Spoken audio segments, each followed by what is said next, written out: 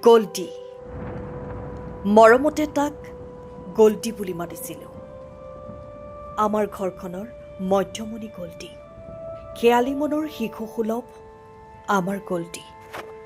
1972 চনৰ 18 নৱেম্বৰ এই দিনটোতেই ঠিতুৱৈ ধৰা যাৰ সেইদিনা তুৰাৰ চিভিল হাস্পতালত শুনা গৈছিল আমাৰ গল্ডিৰ কান্দোন। কিমান যে স্ফূৰ্তি আছিল সকলোৰে।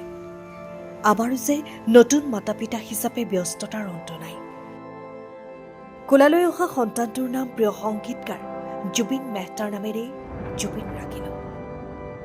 মাকো যে সংগীত প্ৰিয়। একুলা দুকুলাকৈ বাঢ়ি অহা সন্তানটোক লৈ কেতিয়াবা 92টা চিৰি বগাই হাৱাখানা নামৰ মুকলি ঠাইখনলৈ লৈ যাওঁ তাক।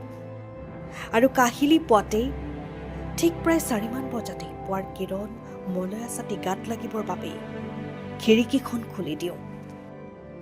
আমাৰ গল্ডিৰো যে এটা অভ্যাস গঢ় লৈ উঠিছিল কেঁচুৱাৰ পৰাই। গান নুশুনিলে কেতিয়াও নুশুইছিল। গল্ডিৰ শিশুকালৰ প্ৰথম খেলৰ সামগ্ৰী হৈ পৰিছিল ৰেডিঅ'টো।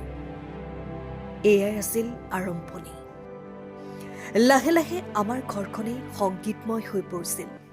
মাক, গল্ডি, জংকী সকলো গানত ব্যস্ত। মমনীয়াকো নৃত্যহে ভাল পাইছিল।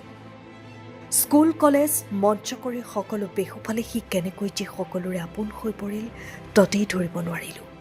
আইনাৰ দৰে সকলো ক্ষণ স্পষ্ট হৈ আছে। সি আজিকালি ভীষণ ব্যস্ত। সি ডাঙৰ মানুহ হ'ল। তাক লগ পোৱা দূৰৰে কথা, তাৰ খবৰো কাকতৰ যোগেদিহে পাওঁ। আক্ষেপো হয় কেতিয়াবা। সময়বোৰ এনেকৈ বাগৰি গৈ থাকিল। চকুৰ সন্মুখত বহু ধুমুহা পাৰ হ'ল। জংকী, মাক এই ঘটনাবোৰেই সহ্যৰ বাহিৰত আছিল। তথাপিও সি যে কাষত আছিল। লাহে লাহে সকলো ঠাণ্ঠিত লাগিছিলহে মাত্ৰ। গৰিমা আহিছিল।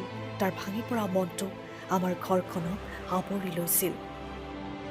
শূন্যতাৰ মাজতো সিহঁতৰ সুখত মই সুখী আছিলোঁ। সি খাৰঘুলিত এটা সুন্দৰ ঘৰো সাজিছিল।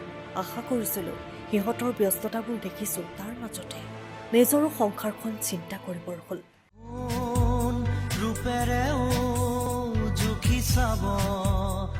লিখিছোঁ এই কথা তাৰ হৈ জীৱনীৰ ওপৰত মোৰ এখন কিতাপত।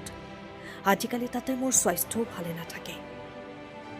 তাৰ জন্মদিন পাইছেহি। আমি ঘৰৰবোৰৰ ব্যস্ততাৰ কথা কি ক'ম। অসমখনেই ৰৈ থাকে। যোৰহাটত 50 বছৰীয়া তাৰ উপজা দিনটো কিমান যে ডাঙৰকৈ পাতিছিল। তাৰ বিশেষ দিনটো ৰাতি 12 বজাৰ পৰাই কেক কটা পৰ্ব চলি থাকে। কিমান যে অনুৰাগী তাৰ। এইবোৰ দেখি শুনি বুকুখন ফুলি থাকে মোৰ তাক লৈ। ৰাইজৰ বাবে নিস্বাৰ্থভাৱে কৰি যোৱা কামবোৰৰ বাবে বাপেকি হিচাপে মই আত্মগৌৰৱী হওঁ।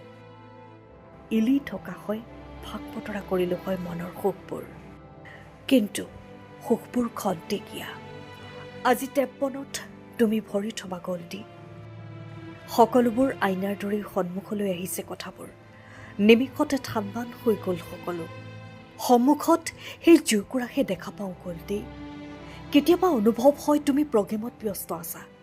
তোমাৰ চিনেমাক লৈ তুমি ব্যস্ত। ফোনটো দাঙি লওঁ, 1 বাজিবৰ হ'ল।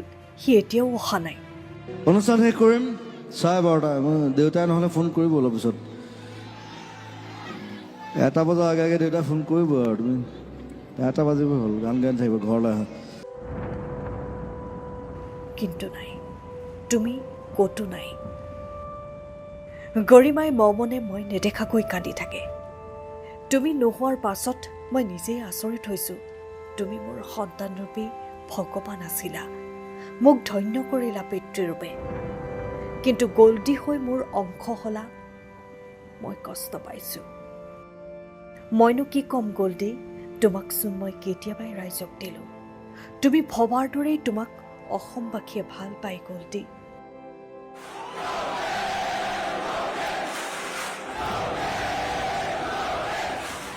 আজি স্মৃতিবোৰে মোক বৰকৈ আমনি কৰিছে। ক'তো শান্তি পোৱা নাই। সৌভাগ্যৱান পিতৃ হৈও ক'ৰবাত দুৰ্ভগীয়া হৈ পৰিছোঁ। য'তেই আছা কুশলে থাকা। দূৰৰ পৰাই চোৱা এইবাৰো তোমাৰ উপজা দিন কেনেকৈ পালন কৰিছে সকলোৱে।